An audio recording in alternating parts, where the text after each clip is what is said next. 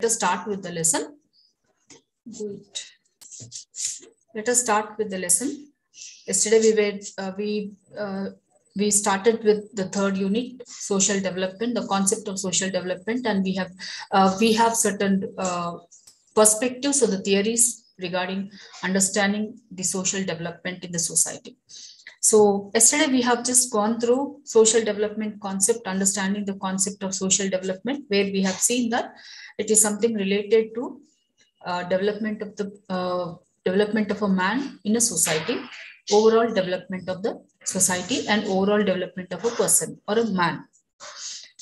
It is something where we have seen that it is providing the basic communities or provision of education, health facilities, and certain services which are very required, which are very necessary for a holistic development of a person or a man in the society. So, like, why we are talking about social development? First of all, when we put this question here, we have seen that certain vulnerable sections are there, and the society has identified with few communities where they are totally in underprivileged sections, and we just want to uplift these vulnerable sections and the upliftment of the identified few communities in order to keep them on par with the other communities as far as the development process is concerned. Now, when we talk about social development, it also talks about health facilities for the provision, health facility provisions for all the community people, and especially the very weaker sections in the society. Like we have taken the example of the scheduled caste community, scheduled tribe communities, and also women, children, and also the old age people and backward class communities. So for all these communities, because of their traditionally backwardness and because of their economic underprivileged status of these communities, the government has taken a step towards uplifting all these communities and providing certain basic amenities, providing certain services to these communities so that they can avail all these facilities and avail all these services, so they can at least improvise in the life standards of the society, in their own life standards. So this is actually the motive behind social development, and what we are talking about, the component of the concept of the social development. Now, so in general, now we are aware of what is social development. Now, yesterday we have come across a very important theory, the Karl Marx aspect of understanding development in the society. So where we have seen Marxian view with regard to society in general. So we have taken that particular view from conflict perspective. So the conflict perspective talks about the struggle between two different contradictory classes, and these two contradictory classes are not the present context feature, but rather it is present throughout the histories. Whenever we trace the different stages of the history, always present with such kind of contradictory classes in some form or the other form. So that means the stratification system is always present, and this stratification system or the division of the society into two different segmentations according to Karl Marx, and these two different segmentations we have seen according to Karl Marx is one part of the one section which is very minor part of the small section of the community which is very rich, who have possession of all who have the position of the wealth, the very good income levels, and the domination of the different other institutions which are existing in the society. So those people, I mean, we call them as the haves people or the very rich people. Say, for example, if we take the feudal communities, the feudal system. In the feudal system, they were known as the feudal lords, and in the ancient system, they were called as the masters. And the other section are the very poor community. The mass section form under the very poor community. This poor section usually have nothing with them. They won't own anything, but rather it is only their energies and their labor. So here their services to give to the rich people. Okay, so this contradictory classes, like what happened with these contradictory classes? So Marx termed them as, in a capitalistic system, see, every society is been transforming. So always the society is not static, but it has been transforming from one status to the other state, from one stage to the other state. When we just look back to the stages of the society, we try to take up the ancient, the feudal, and the industrial, and then we are talking about the capitalistic or the modern society. So here, when we take up all these stages, as Marx says, the two contradictory classes were known as, like, in ancient, you come across the masters and the slaves, and then we come across the feudal lords and the serfs in the feudal communities, the feudal society, and then it got transformed to the industrial society. So some destruction occurred with the feudal society, totally it was devastated, and then we transformed to the new system. We entered into the new stage of a little bit developed society, little stage, developed the status of a society, where we talk about not the feudal system, not the agrarian system, but rather we entered into a new social setup. It is called the industrial social setup, industrial social setup, or the industrial societies. So where again we started observing the two different contradictory classes in the form of the industrial owners and the wage workers. The industrial owners are the same landlords who got transformed, and their identity is been given the new name called the industrial owners. But rather on the other section, we come across the serf condition got entered into. We have taken the name, the new nomenclature, we are adding it to the serf condition as the wage workers. So here the transformation is occurring, the emergence of the new system is taking place. But again, according to Karl Marx, we are experiencing again the two contradictory classes. So according to Karl Marx, it is something where always the history of the societies are the history of the class struggle. So that's the reason why he always says that there is always the conflicting situation between these two contradictory classes. Like, why there arises the conflicting situation among these two contradictory classes? First of all, when we look into this particular history of the conflicting situation of the contradictory classes here, the interest level of these people never match together. So they are always walking on the parallel lines. So as we all know, the parallel lines never meet together. So that's the reason why the interest levels of these two communities are going in a parallel line, and there is no point where these two classes are going to come together, align with them, and then they are going to work out. No, this is not possible according to Karl Marx. Why? Because again, the capitalist people are the owners of the industries. They are the capitalist people, and they are giving the service. They are taking they are hiring the labor of the mass section of the working class people. So when the working class people are working in the industries, or the big businesses of the capitalist people here, they are working and they are rendering the services, and at the end they are paid. Paid as the wages to their work conditions and all. But he uses certain different concepts in his theory, as we have discussed yesterday, the alienation process of in the industry, where a man who is a producer, actual producer, the wage worker, the worker in the industry, is a real producer, but he has been isolated with his work condition. He's been isolated with the theme of the production aspect here.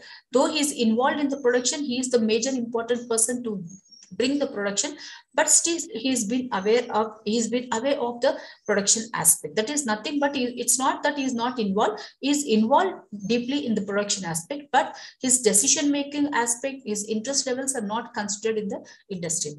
So this is where I am there, but I'm not with the self. Actually, I'm not with the soul or the self in the industry. That's the status of the workers in the industry. Then again, Marx also used what is called, we come across the pauperization process, polarization process. So pauperization he makes use, where he talks about in between these two contradictory class, there is again petty bourgeois class. The petty bourgeois are the small capitalist people, but when they enter into the market, they have to compete with the big bourgeois sections. So in order to, when they are unable to compete with the big bourgeois people, they will be again sinking into, they are going to sink into the proletariat sections. So when they sink together, these two class sections are going to combine themselves, and they are going to unite themselves in order to bring agitations, and in order to criticize, and in order to protest against the bourgeois sections exploitation. So here, when I say the exploitation process here, and again one other different concept made used by Karl Marx is polarization. So as the profits are gained by the capitalist people, they are day by day growing richer and richer and more richer. But rather on the other side, when you look into the mass section of the people here who is working for the industry, who is working for the capitalist person, they are sinking into, they are becoming more, they are entering into the more poverty situation. So why this poverty actually? So according to Karl Marx, it says that poverty, this is the situation where the widening gap is existing. The widening gap is being observed in the societies between these two sections of the communities, the capitalist and the proletariat. They are more widened between, there is no, they are not coming together, together, but rather they're moving more distance. So this is the reason why where he uses the term called polarization. So they are becoming more distant, more widened gap is coming between these two sections here. The reason is like, usually when I say poverty, the people are entering into the poverty situation. So according to Marx, he said like poverty is not the situation, it is not the situation created in this, it is created in the society, but not rather because, it is not because of the resultant of the lack of sources or the lack of the what is called the resources here, but rather it is because of exploitation of the labor taken by the capitalist people. So the capitalist people are exploiting these working communities, the working class sections, so that they are gaining profits while exploiting the laborers, the working class people. So these profits are taken for the capitalist people, they are accumulated for the capitalist people, but rather these, the laborers who are really working for this production aspect, the surplus production, but they are not paid or neither shared with the profits. So this is how when we relate this particular theory to the development aspect. So the question mark is like, what kind of development we are experiencing of the mass section of the communities here. So this is highly impossible when you talk about the conflicting situation. So there will be a transformation again, there will be a struggle taken up by, there will be a what is called the class consciousness which arises among the mass section of the working class people. When they arise the class consciousness, that leads to the class struggle or the class conflicting classes situation.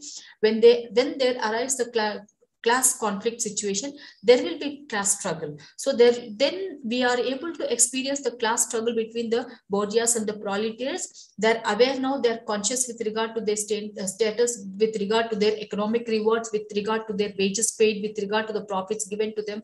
All these ignorances, they are aware now. So when they're aware, they are uniting themselves and they are agitating against the bourgeois. So this motivation and this kind of agitation or the revolt against the bourgeois will bring a new system into existence. So this new system, usually Karl Marx says, is the classless society. So we may experience a classless society when there will be a class conscious, class conflicting situation, class struggle. So when the class struggle takes place, the protests take place, definitely that we may experience an egalitarian society, that is a classless society. So this is the new system we may expect out of the protests taken up by the workers community here. This is with regard to Karl Marx perspective or the theory we have yesterday we discussed here. Now we have the other theories. I will be just going very briefly here. The other theories, we have the liberal theory. The liberal theories, usually the term itself gives, it is talking about the liberalism of a person, the liberal ideas of a person. Fine. The ideas which usually give space for his own speech, space for his own decision making, space for importance given to each and every person in the society. But usually when we talk about the liberalism, it is the belief in freedom and it is the belief in freedom, equality, and it is talking about the human rights here.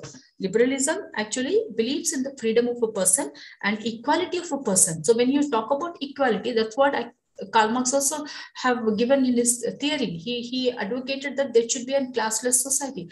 The same aspect of the understanding can be taken for even the liberalism. It talks about human rights. Let you talk about the human right. Let the society people, all the sections of the people enjoy the human rights. Let them live their life. Let them lead their own life according to their own decision making, according to their own interest level, which is really a question mark and a challenge in the societies here. So when we talk about liberalism, it is the principle based on liberalism is a principle based on the consent of the governed. Who is the governed? The consent of the governed. Consent is you're showing consent for the governed people. Who are the governed people here? we usually, when you talk about the democratic system, we are forming a government. When the government is formed, government is given a legitimate authority only by the people. So who has to be taken into consideration? Who has to be given the concern? It is the people who are governed by the government. So it is the group of the people, the whole section of the society, where they have to be given the consent to show that yes, all these people get the life standards, they are improvising with their life standards, they are given all the services, they are taken into consideration with their decision making, their interest level, their welfare conditions. All this has to be taken into consideration by the government. This is the mutual idea behind, the motivation behind the liberalism. Okay. Now, according to liberalism, when we talk about liberalism here, actually it has been propounded and advocated by, usually when we talk about liberalism, it is propounded and advocated by Jacques, I'll just tell you one name here. Yeah. We have, according to liberalism, it is created when all men are created and equally and endowed by the creator with certain unalienable rights, and such as the life, liberty, and the pursuit of happiness. So I can lead my life according to my will and wish, but at the same time, I can also search for my happiness. I can also work hard to get happiness. So this has to be given to each and every person.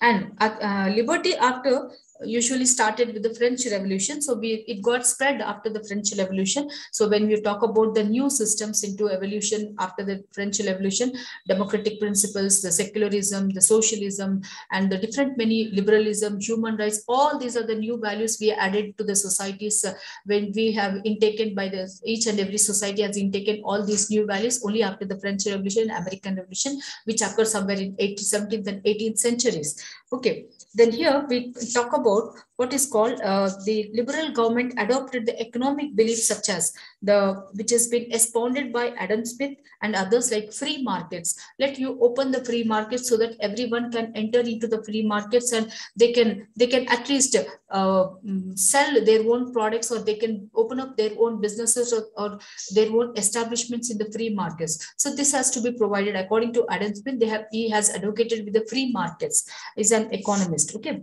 Then liberal advocates also talks about gender equality and the racial equality and the civil rights. So it talks about gender equality. So there should not be any unequal distribution of any kind of resources or any kind of rights between genders like men and women. So there should be gender equality, and at the same time racial equality. So we also talk about the whites and the blacks. So there should not be any kind of ill treatment with regard to whites and the blacks here. So equally on par with the whites, everyone should be getting with all the benefits, and also the resources should be shared amongst each and everyone equally.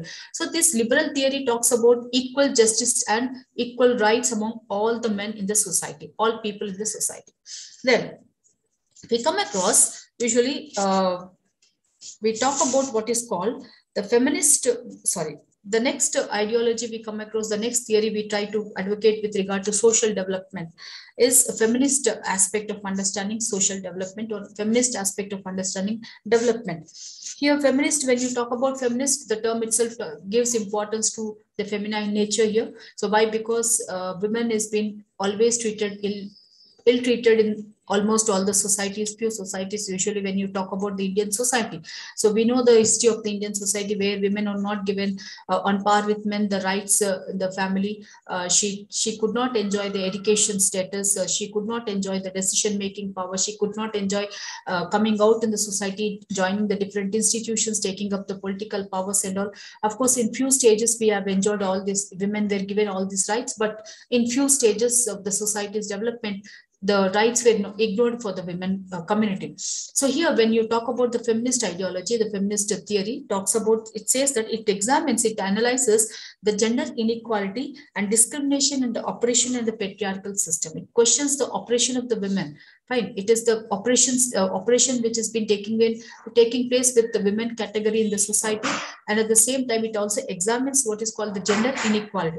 Usually, when you take the gender inequality in most of the families, traditional families, we come across. We all know that women were not given education. The girl child was not given importance to send to. She was not sent to the school, and she could not complete. Even if she went to the school, she could not able to complete the whole schooling process. And why? Because she has to take care of the younger children who are there in the family, because the if it is agricultural families, both the parents used to attend the agricultural work and all. So the elder child has to take care of the younger children in the family. So that's the reason why she's been ignored, or she's been not given with the education. And not only that, but at the same time, parents feel the girl is a responsibility of the parents, and they feel she's a burden on the family. So as early as possible, they used to get married the girl child, and the rights of her was totally ignored in the family. So for example, now equal share of the property is not given to the girl in the families, in the Indian families. So this has been ignored. But now recently we have the Supreme Court has given a verdict by saying that equal share has to be given to the girl also in the families. The women has the right to claim the properties of the parents in the family, in the Indian families I'm talking about. Then again, we come across the feminist also examines the social constructs of women around where their position in the society, the impact of development programs on the women. So what type of status a woman is actually enjoying? So this is one question mark we have to put, or either we have to examine or analyze in this aspect here. The status of the women, usually when now presently in the modern society, we say that women are into the mainstream, women are entering the political institution, they're taking the power, they're becoming the leaders, they're also the political figures. Not only that, but they're empowered. Women are economically, socially empowered. Women are into the school, higher education and all. But then still, when you just look into the background of the women's status here, usually when you talk about the women's status, it is a secondary, women is being always given the secondary grade citizenship. She is considered as a secondary grade citizenship.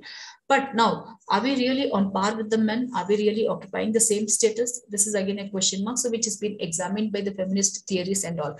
So this is a great impact. We try to apply it to the social development. How far women are really developing when you talk about the concept of the social development? Are we really given with all the healthcare facilities? Are we really, are we in the sense the women community are given with all kind of health facilities, the nutritional intake for the women?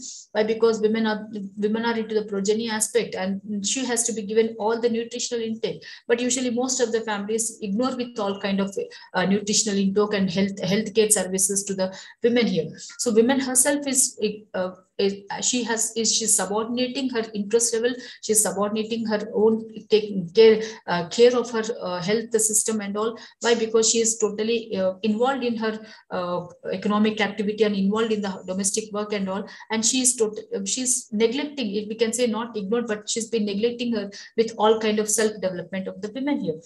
And so this is one question mark we are examining with the feminist ideology here. Then at the same time, when we talk about the empowerment and the decision-making process, even today we find that the patriarchal system in the Indian society is not giving a space for the women to declare her own decisions or interest levels in any kind of family matter.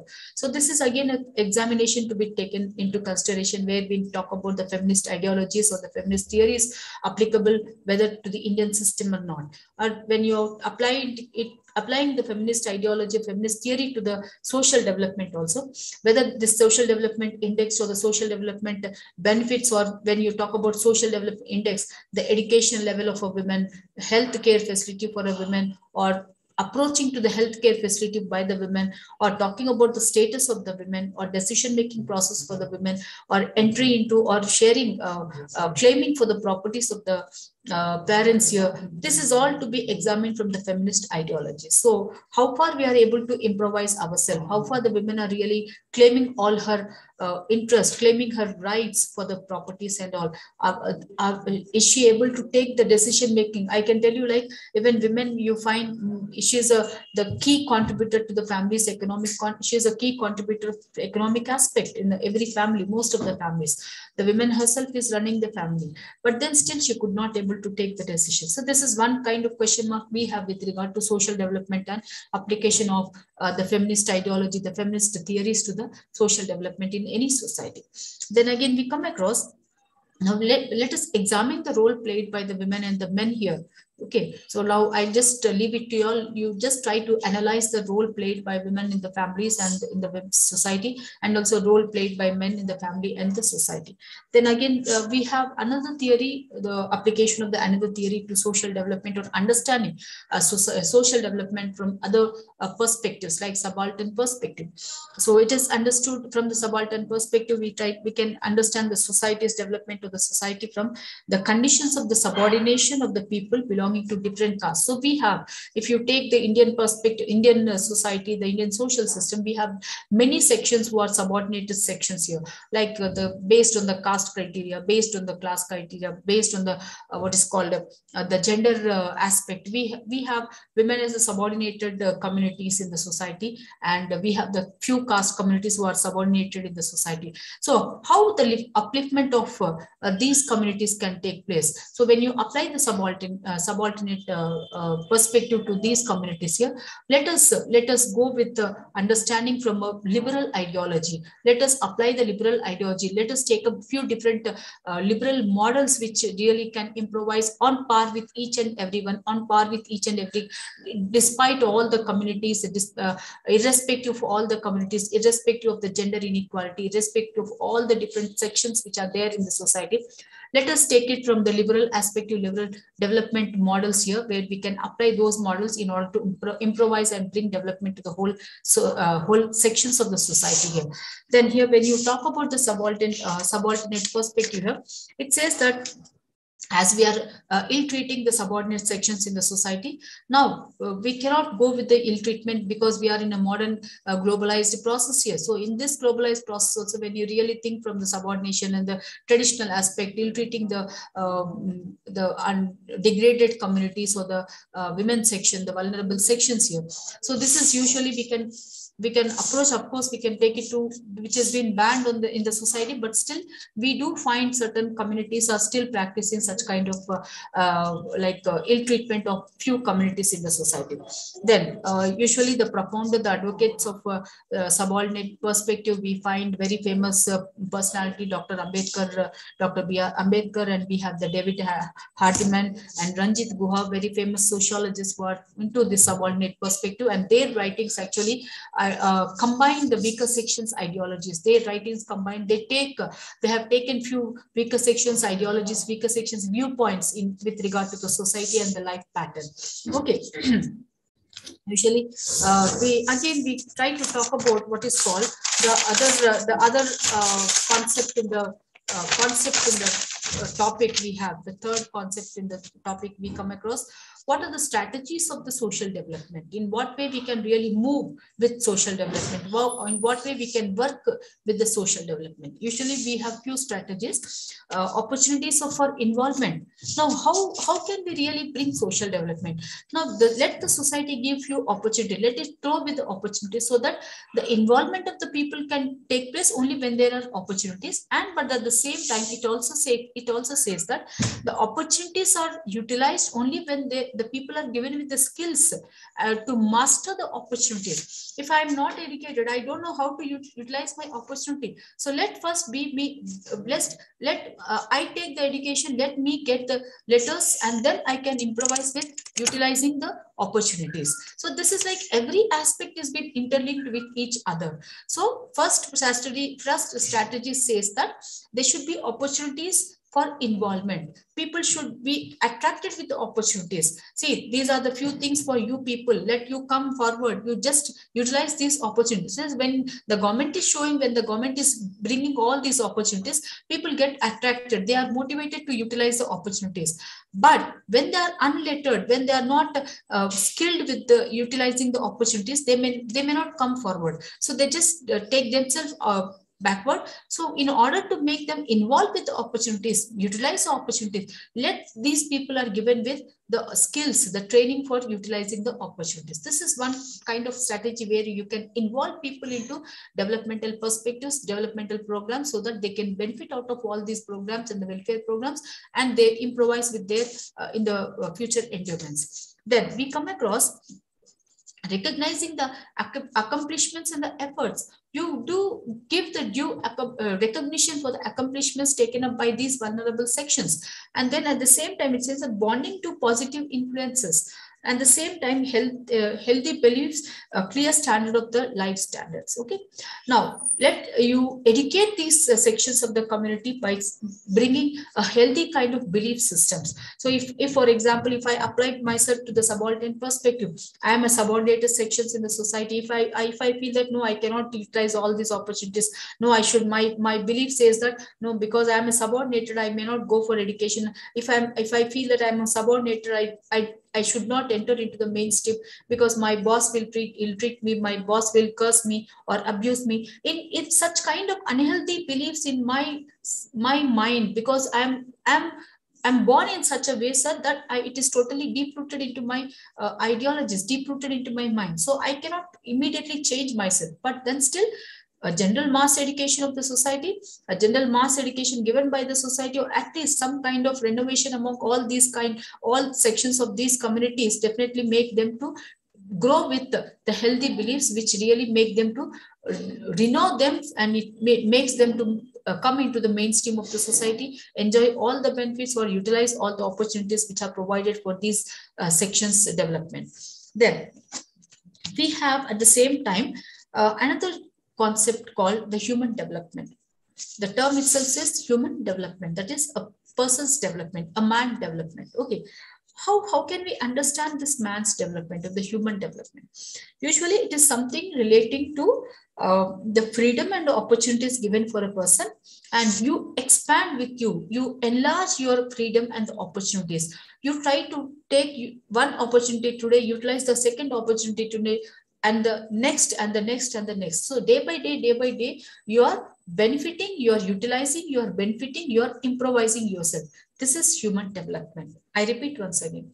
We have added to social development a new another concept called human development.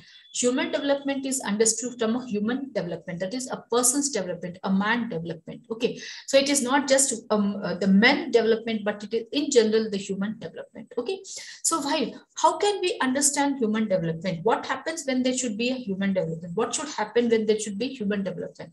Human development can be calculated, it is understood as the enlarging the people's freedom and opportunities and improvising their life standards. Okay, you are giving them all the opportunities, but I cannot utilize all the opportunities. Why? Because I'm hesitating myself. I'm pushing myself backward.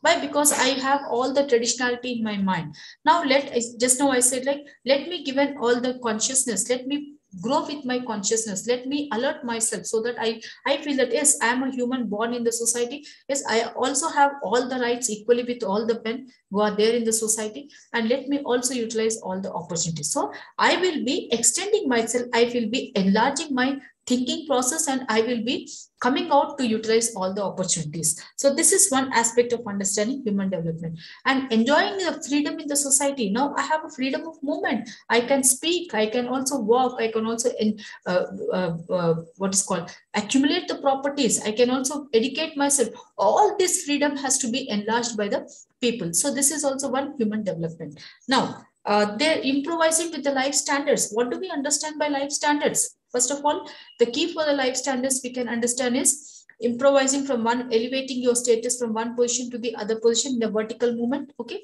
there should be some kind of mobility in your own life standards. So you are today earning 10 or 1,000 rupees per month. Now you think that I should earn more than 1,000 rupees next month. So what you do, you're putting hard work, you're using your abilities, you're utilizing the opportunities, and day by day you're growing through improving your income level. Income status indicates one's economic status of a person. Income status indicates his purchasing power in the society. So when the income status improves, definitely their purchasing power will also improve. When the purchasing power improves, you feel that, okay, yes, I can afford to all these kind of opportunities. Yes, I can afford to 2 meal a day. I can afford to a better clothing. I can afford to a good education to my children. All these are the indicators of the human development. So you are improvising your life standards. You are able to eat a nutritional food. You are able to purchase the healthcare services. You are able to you are approachable to all the good educational facilities. You are approachable to the better facilities in the life.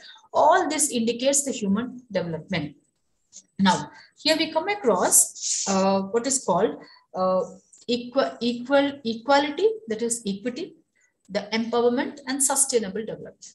All these are the ideologies under the human development. We talk about the equity, right? Equal justice to each and every person. Okay, equal justice, justifiable distribution of the existing resources, employment sources, whatever are there by the government and in the society, are meant for everyone. It is not the properties of one particular community, but it is open to everyone. It has to be open to everyone, right? So that means wherever you are proving your ability, you have the creativity, or you have the eligibility, then you can really go forward to utilize the opportunity. You can compete with each and every person. You can catch hold of the existing resources here, existing resources where you can improvise with life standards with utilizing all the resources here.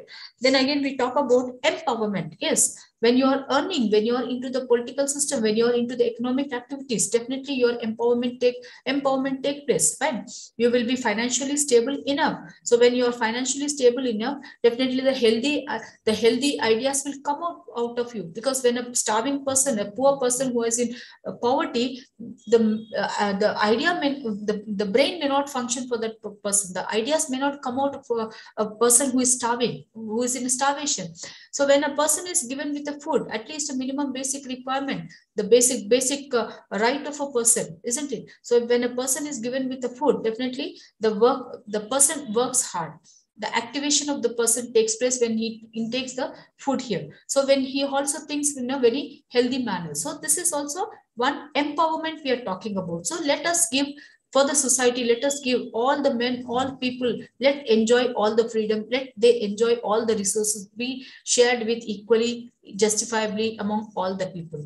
Then again, we talk about how can we, what are the indicators of the human development? Human development indicators are the life expectation of a person, education of a person, per capita income of the society, and long and healthy life, education, standards of the living. I'll tell you one example here. When you're talking about the indicators of the human development, life expectancy of a person, usually average life expectancy of the person may up to 50 to 60 years, isn't it? So long back when we were in the traditional period, the average life expectancy was around 50 years. But now the expectancy of a life, the lifespan we have added to another 20 years now. So it can go up to 70, 80 years also. When it can go up to 70 and 80 years, when a person is affected with some kind of disease, say for around 50 years, okay, if the person is very poor, if the person is not having any employment, if the person is not having with a good income source, if the person is unable to approach to a good health services here, definitely the person may die at that particular age. But if the person have all the income levels, all the availabilities, all the what is called the employment opportunity, when the person is having enough income level, so the person is approachable to the health services. So he can go to a good health facilities and he can avail the facilities, and this facility may give him to expand his life. If the span of the lifespan of the person get extended, it may move up to 60, 70 years also.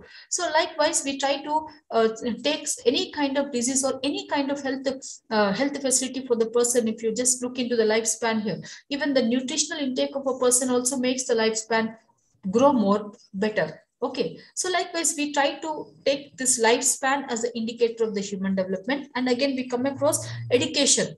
Fine, you're giving whether we are able to give our children the good education is one mark we are talking about, the indicator. If yes, all our children, the girl and also the boys are given with a better education, they are going to the higher standards, they are going to the higher education. That means there is the good indicator. It shows that yes, indicators are showing that there is a human development. Then we come across the per capita income. Per capita income depends on the income source of a person here. Per capita depends on the productivity of the person. Per capita depends on the employment opportunity of the person. Fine. All this purchasing power of the person. Fine. Purchasing power depends again the income source of the person. So all this which are interrelated shows the indicator of the per capita, which is again indicating that yes, human development will take place or is taking place. Okay. And long and healthy life.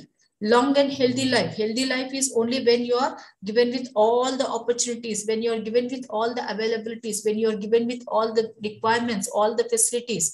Healthy life of a person depends on all the vicious circle, all different other earmarks which we have taken now in the class, like spending of a person, purchasing power of a person, income of a person, nutritional intake of a person, education of a person. Fine. All these are relating us to the healthy life of a person. So this is all about the standard living of person is one other indicator of a human development. So very briefly in nutshell, again, I didn't enter into the depth of the subject here, just ABCD knowledge of that particular topic I've given you. And I think in the last class next week, that is Saturday and Sunday class, we are going to discuss about the 4th unit, the constitutional framework and the welfare measures and provisions made for the vulnerable sections, and what are the sections we have, what are the articles we have. Those topics we are going to cover in last 2 sections. And again, I tried to review from the first topic to the last topic very briefly all the different concepts we have, the social policy, social development, human development, and we come across, we have seen different many issues in the society: poverty, untouchability, unemployment, child labor. All these issues once again we try to cover up in our last classes, and we try to discuss few important topics also in the last class. Okay, hope you all followed what I explained in the class.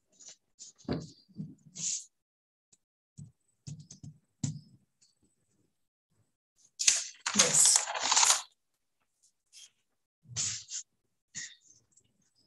So again, yeah. So we have what is called the we have a few models of development also. Like models of development may be from democratic model of development, socialistic model of development. We have also the Gandhian model of development. So for not only for social development, we have in comparison, in comparison the social and economic development, we have made use different many models of development in the society as far as Indian system is concerned. We have also economic development based on Mahalanobis model. We have social development based on the democratic model, the liberal model we have. Okay, so all these models are only to make work with the system and do justice to all the vulnerable sections and uplift all these vulnerable sections so that everyone are on par with each other. Everyone are given with equal justice. Everyone are given with all the resources, equal share is going to each and everyone.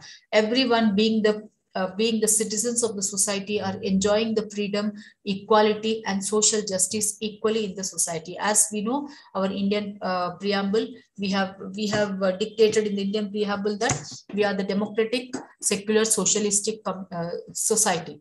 So we have to adhere to whatever we have taken as a preamble, the values we have added to the Indian preamble here, like democratic system, and at the same time, as the particular liberal concept says that the consent of the governed, that is, you are caring the governed people, the mass section of the society. Why? Because it is these people who are taking you to the power. It is these people who are giving the what is called the legality to the government, the legality to that particular person who is in authority.